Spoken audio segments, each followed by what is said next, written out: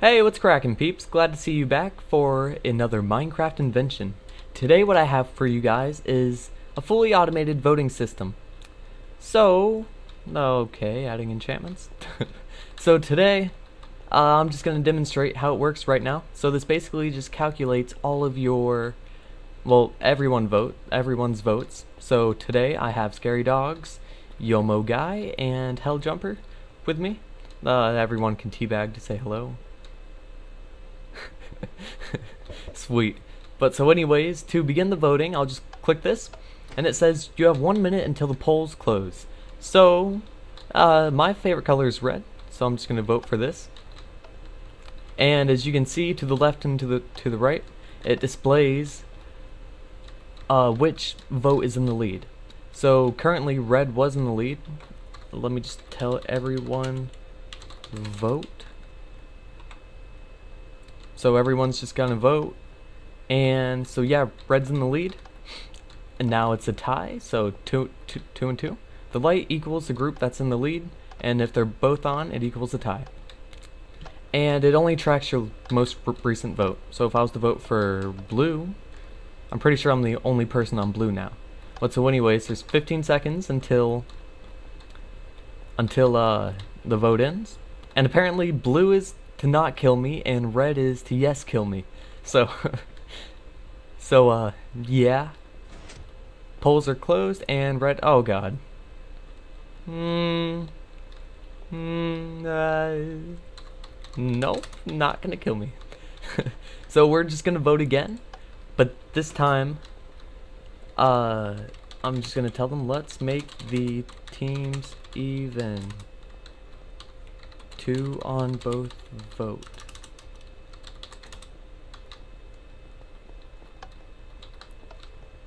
So someone else is just gonna hop on red, and then 2 people on blue.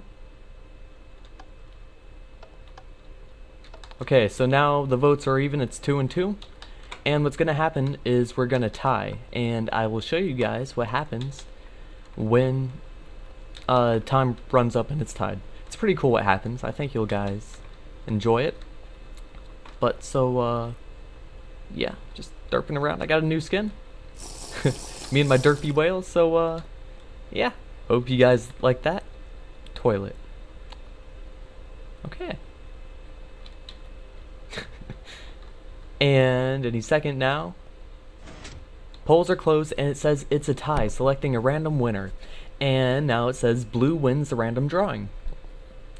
So what happens is that if you do tie, it randomly selects red or blue. So that's a pretty cool feature. The reason why it just picks a random outcome is so that the system doesn't get blocked up by yeah, it's Obama's fault. No, I'm not going to get into politics. But it's basically just so the system doesn't get blocked up and the games aren't postponed or anything. But so the outcome was blue.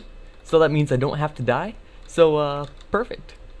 Anyways, thanks for doing this, guys. Let's get started on how this actually works.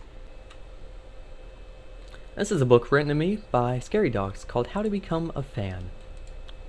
OMG, it's Octavigon. Biggest fan ever. Well, thanks, Scary Dogs. Let me just teleport you to me.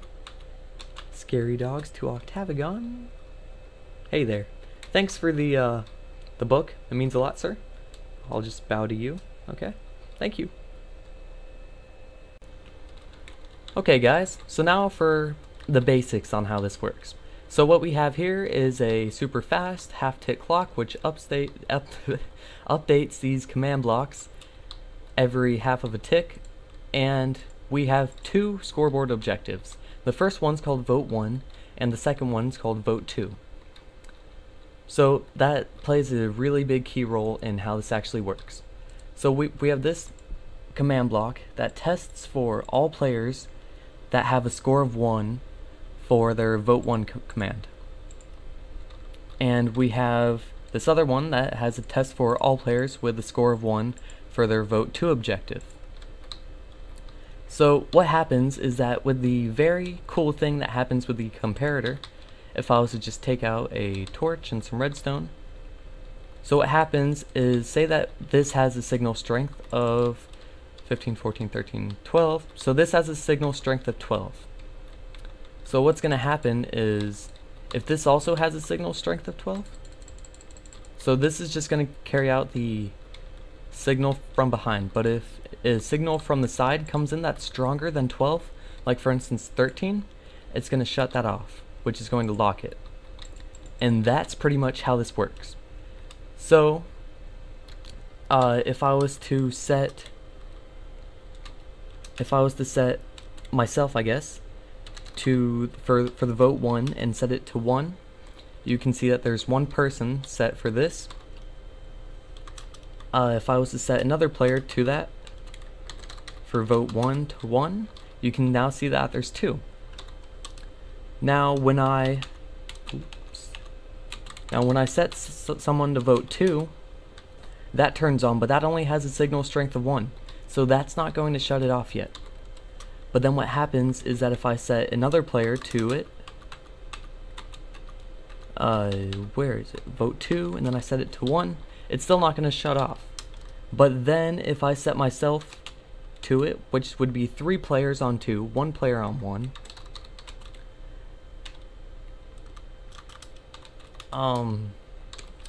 it's then going to shut it off. So that's how that's displayed in here. That's pretty much the basics on how this works. I'm just going to turn off the clock real quick.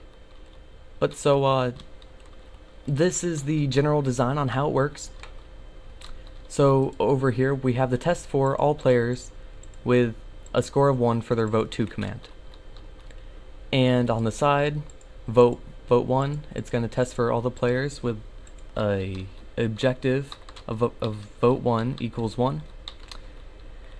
And then it's going to say vote 2 1 if vote 2, or if vote 1 is not more than vote 2, it's going to say vote 2 1.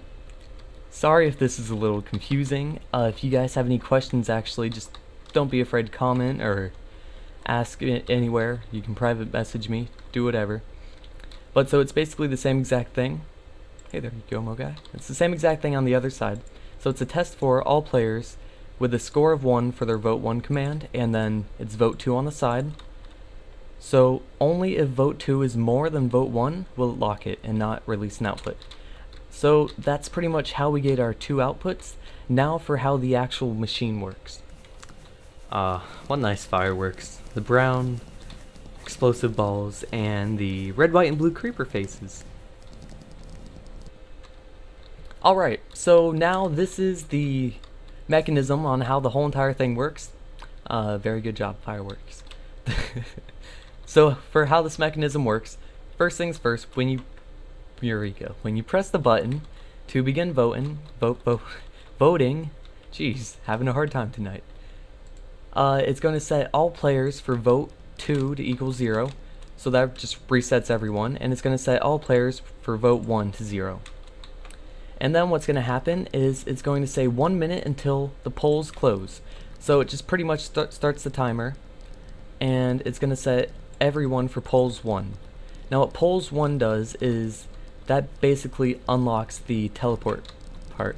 I'm just going to tell everyone to stop the fireworks. Okay, so the polls 1 stops the teleports from working. I'll demonstrate that in a second.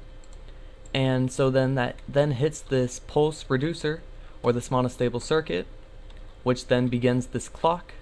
When this clock is beginning, I'm just actually gonna set everyone to it real quick. So just scoreboard, players, set at a vote 2 0, and then I'm gonna set everyone for vote 1 0, and then I'm gonna set everyone for the timer to 0. Okay, so that was just a self reset thing, so it's easier for me to show you this. But so what's going to happen is it's going to activate this, which then activates this 1 second clock. Now this is my super compact clock that I made a few episodes ago. This is just add 1 to the timer command, and then these are just test force for the timer command. So once it gets up to 15 seconds would have then passed, and then it says 45 seconds until the poles change. You then have the test for 30, and then it's going to say 30 seconds until poles change. 45 would be 15 seconds until the poles change.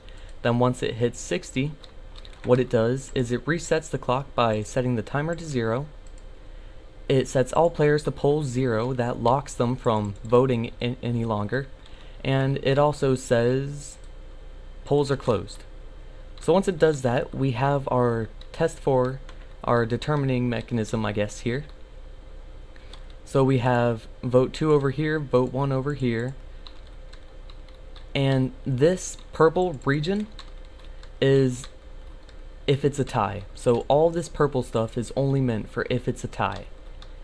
So what happens is that if both of them are the same, what's going to happen is they go into this AND gate, which then power this torch, which powers this, and it says it's a tie, selecting a random winner. It waits a couple ticks, so it looks like it's selecting out of its data, and then it goes into this monostable circuit, which activates this really compact random output generator. So we have a stackable item and an unstackable item represented by the bow and arrow. Hi folks, I'm Adam. That's who I got this random number generator from, so props to him, mad props to him. It was really cool. So that's how that works. And so what happens is if the arrow goes in there, it's not enough to say red wins, but it is enough to power this. So what happens is this won't get retracted and it will say that blue wins. But then what happens is if the bow goes in, it's going to go up 2 outputs, which is going to say red won the drawing. It's going to activate this, which deactivates the piston, preventing the repeater from powering this command block. So let me just try to show this real quick. I'm just going to destroy that and place it. So yeah, the arrow went inside this, not the bow, so it didn't go up 2, it only went up 1, and it allowed for this command block to be activated. Let me just try to show it one more time. Let's get the red one in there. It was blue again. It's completely random, so we'll get it eventually. Odds are not looking good, but it's going to work. Okay, so yeah, you see how it activated that and stopped the pulse from getting to the command block by deactivating this piston. So that's how the tie mechanism works. And then what happens at the very end is we have this green, which is basically determines if it's a red person or if it's the red outcome or the blue outcome that wins. So it's the same exact test for, except it's not hooked up to an AND gate. It's just saying blue won or red won. So that's pretty simple on how it works. And one last thing, we have this yellow circuits over here. This is just the tracking for everyone that's inside the lobby, I guess, to see who is actually in the lead. So you can see what's winning before it's actually unanimous. So you know what to vote for or what not to vote for. So if I was to just begin the voting, and I'll select red, you can see that red was activated because there's one person that jumped on top of red. Now, Yomo guy, could you possibly step on top of blue for me? Back here. That a boy. So you see now they're both activated because it's tied, and that causes both of them to turn on. Now can you step on red please, Yomo guy? And he stepped on red, so now there's 2 votes for red, causing blue not to have any, and red is now in the lead. And so we have our clock going on. It just passed 30 seconds. It's soon about to hit the 15 seconds remaining mark. There it went. And then what's going to happen is it's going to activate this, and it's red that's going to win. So this is going to activate that one right there. And yeah, so red won. That's how that works. And just to cap it all off, to prevent major amounts of lag from going on, what I have here is just when you push this button, it activates the RS NOR latch, which activates these half-tick clocks, because they can add a whole lot of lag to your server. So that's why I did that, and then the reset for when the outcome is unanimous, it then shuts off. So yeah, that's pretty much it for this episode. If you guys enjoyed, please don't forget to leave a like. Your guys' opinions really do matter. If you guys want more, subscribe. I mean, like, why not? It's free. It's totally easy. You just have to click a button. I'll probably have a button somewhere on the screen, annotation, probably right there, that says, oh, vote now or subscribe now to Octavigon. But last but not least, if you guys have any ideas, comments, or suggestions, just don't be shy to private message me or post in the comments about what you think. And even if you want to say hi, just drop on in and say, oh, hey there, Octavigon, glad to see you, or something like that. Hey, Helljumper, hey, Yomo. But yeah, peace out, guys.